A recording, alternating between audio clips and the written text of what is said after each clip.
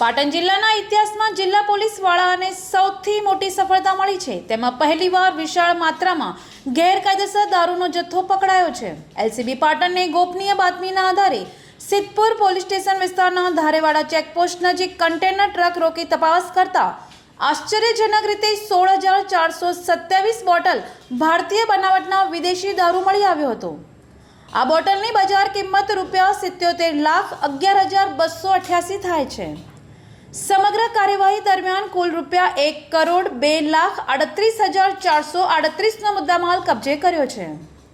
તારીખ 5 ડિસેમ્બર 2025ના રોજ એલસીબીની ટીમ સિદ્ધપુર વિસ્તારમાં પેટ્રોલિંગ કરી રહી હતી। તે દરમિયાન ચોક્કસ બાતમી મળી કે રાજસ્થાન તરફથી આવતું એક કન્ટેનરમાં બેસનના કટ્ટાઓની અંદર દારૂ છુપાવી પરિવહન કરવામાં આવી રહ્યો છે, જેને આધારે ધારેવાડા ચેકપોસ્ટ નજીકથી પસાર થતા કન્ટેનર નંબર RJ27GB 9889 ને રોકી તપાસ શરૂ કરવામાં આવી હતી।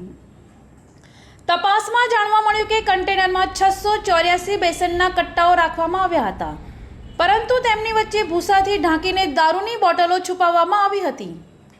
પોલીસ મહાનિરીક્ષક ચિરાગ કોરડિયા તેમજ પાટણ જિલ્લા પોલીસ અધિક્ષક VK નાઈ દ્વારા જિલ્લામાં પ્રોહિબિશન અને જુગારની બદી સામે અવિરત કાર્યવાહી કરવા ખાસ આદેશ આપવામાં આવ્યા છે। આ સૂચનાઓના પગલે એલસીબી પાટણ સતત ચેકિંગ, પેટ્રોલિંગ અને બાતમીદારોના નેટવર્ક ઉપર કાર્યરત છે। પરિણામે આ મોટા પાયે ગેરકાયદેસર દારૂની હેરાફેરીને પકડી પડાઈ છે।